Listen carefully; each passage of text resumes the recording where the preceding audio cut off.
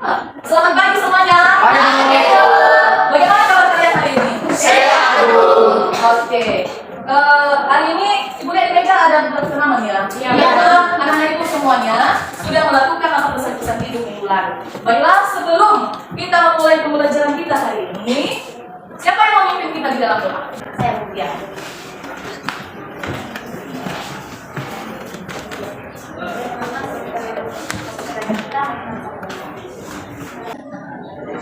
Baik, terima kasih Anda Delvin. Ya. Sebelumnya sudah satu pagi ya, Bu. Sekali. Nah, sebelum kita mulai belajar, Ibu absen dulu ya. Ya, Ibu. Sebelum kita belajar, Ibu absen. Ibu lihat dulu bagaimana kehadiranmu selama hari ini. Delvin? Ada Ibu.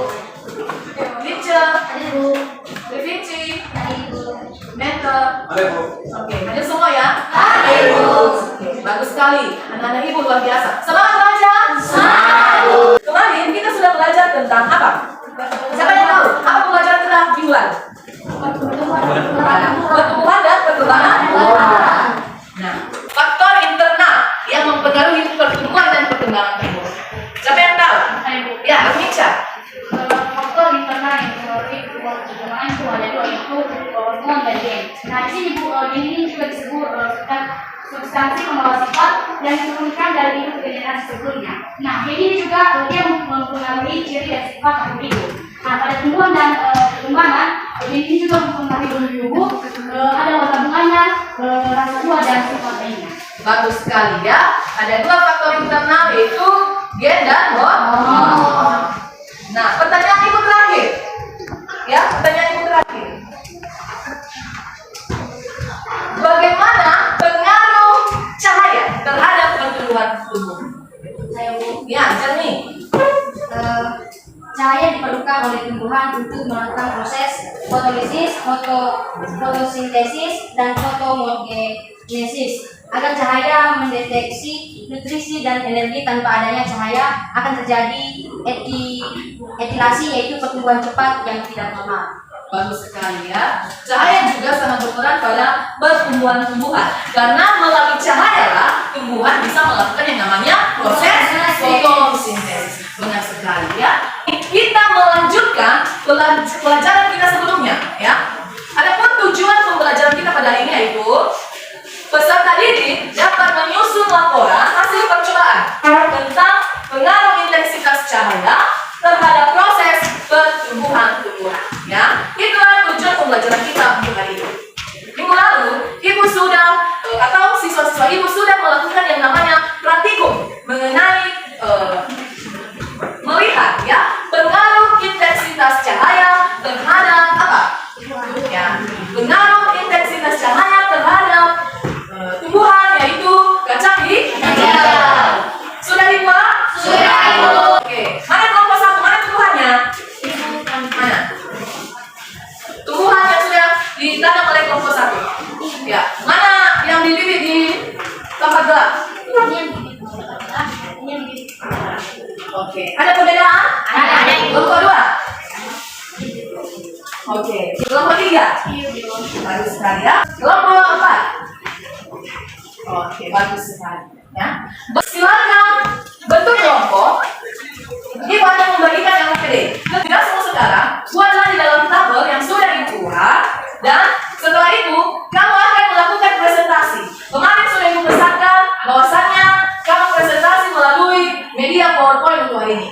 Oke? Oke, Ibu. Silakan gabung pada kelompokmu masing-masing. Silakan dikerjakan. Mana yang mana?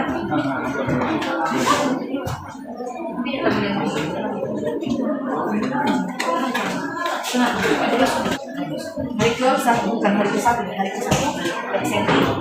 Bikin aja Pak. Nanti kalau hari ke-1 ya. Ini hari. Coba aku ikut ya. Ada yang belum paham lagi? Ada yang berbeda ya? Udah. Belum. Yang penting kan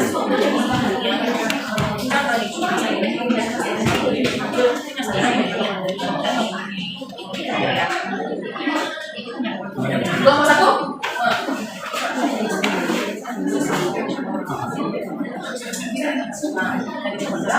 Ada berapa?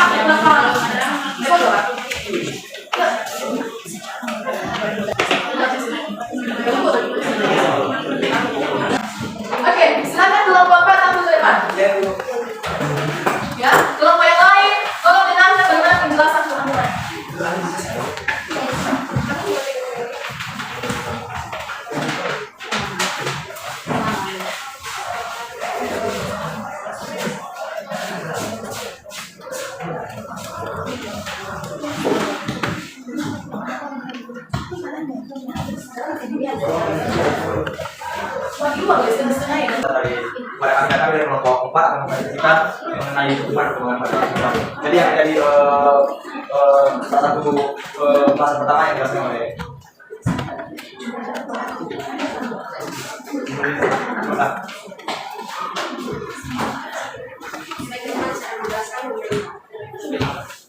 dengan cahaya pada pertumbuhan kacang hijau.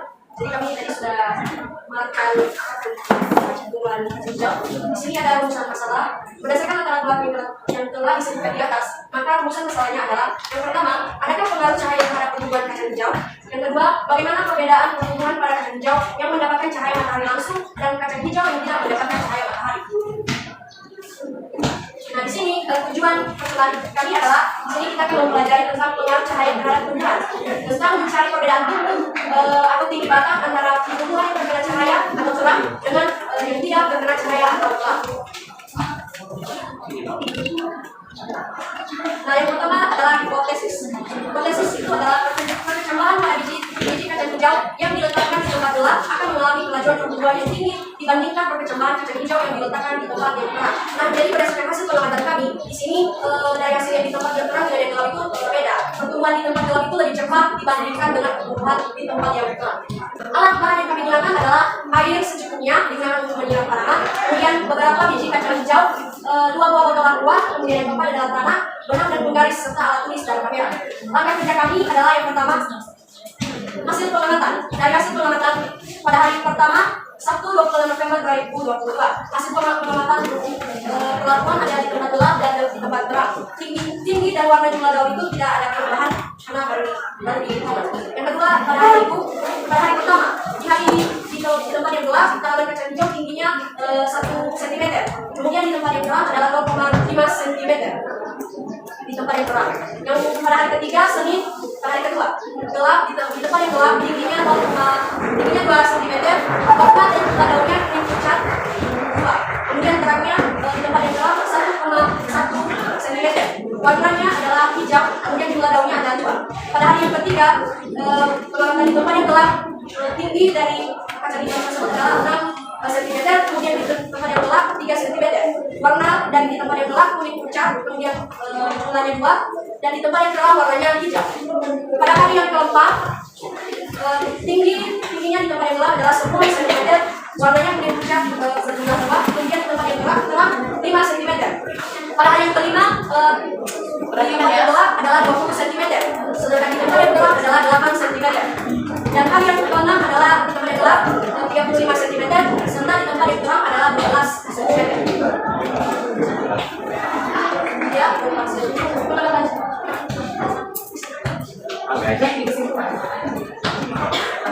Baik, kesimpulan dari hasil pengamatan kami, pembahasannya. Terdapat perbedaan pertumbuhan di tempat yang gelap dan terang. Hal ini menunjukkan bahwa pertumbuhan biji kacang hijau dapat dipengaruhi oleh cahaya. Hal ini terlihat dari pertumbuhan kacang hijau yang di tempat terang memiliki batang yang gemuk, sehat dan subur serta daun yang hijau. Sedangkan batang kacang hijau di tempat yang gelap kelihatan kurus, lemah, pucat dan memiliki daun berwarna kuning. Yang menjadi penyebab penting dari peristiwa tersebut adalah hormon auksin, di mana hormon auksin berfungsi sebagai pengatur pembesaran sel dan memacu pelajaran sel di daerah belakang garis ketujuh. Hormon auksin ini sangat cepat terhadap cahaya matahari. Jadi bila terkena cahaya matahari, hormon ini akan terurai dan rusak. Pada keadaan yang gelap, hormon auksin ini tidak terurai sehingga akan terus memacu pelajaran batang. Akibatnya, batang tanaman akan lebih panjang jika ditanam di tempat yang gelap, tetapi dengan kondisi fisik tanaman yang kurang sehat atau batang terlihat kurus tidak sehat dan warna batang dan daun pucat serta kekurangan klorofil sehingga daun berwarna kuning atau petiolas. Dan kesimpulan hasil pengamatan kami adalah cahaya mempengaruhi proses pertumbuhan dan perkembangan biji kacang hijau. Cahaya memperlambat atau menghambat kerja hormon auksin dalam pertumbuhan ini, sehingga menyebabkan kacang hijau di tempat gelap mengalami etiolasi. Selain cahaya, air juga berpengaruh terhadap pertumbuhan dan perkembangan. Jadi, hipotesis awal tadi dinyatakan benar.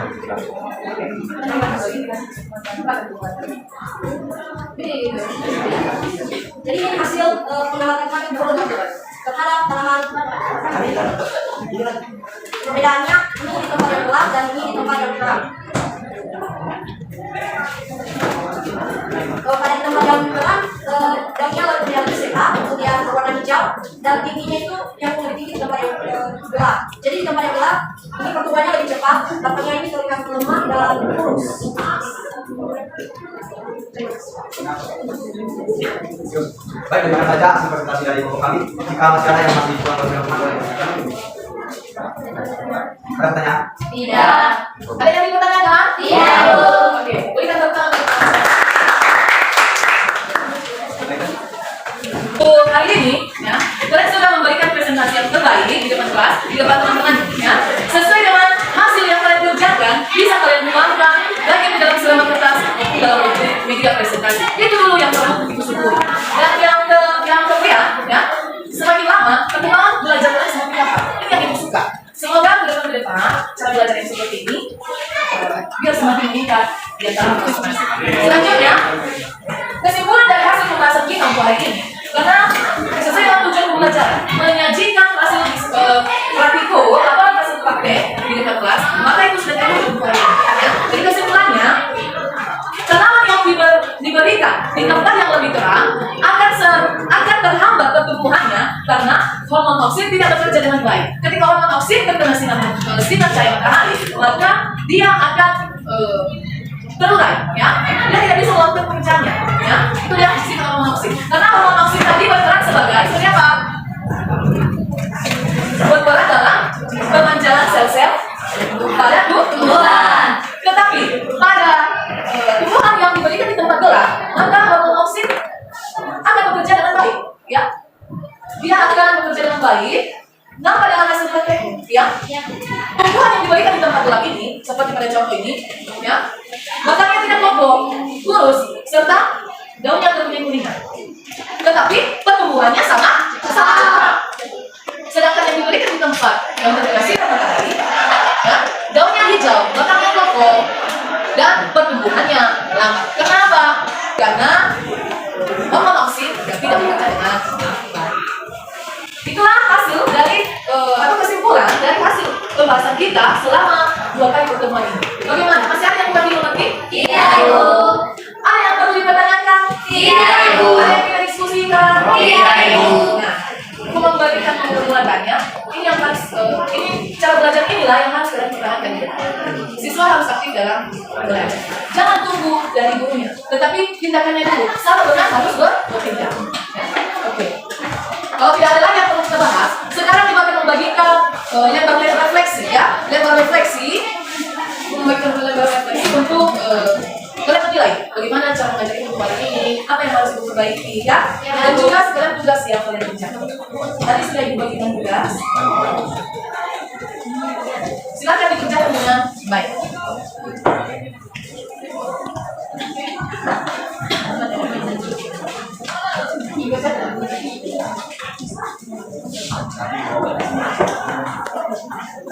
Ya. Silakan kerjakan dengan baik tugas-tugas ini dan juga lembar refleksi yang ibu sampaikan tadi. Masih ada aktivitas komunikasi. Silakan dikumpul kalau sudah siap. Silakan dikumpul kalau sudah siap. Ya, Ibu.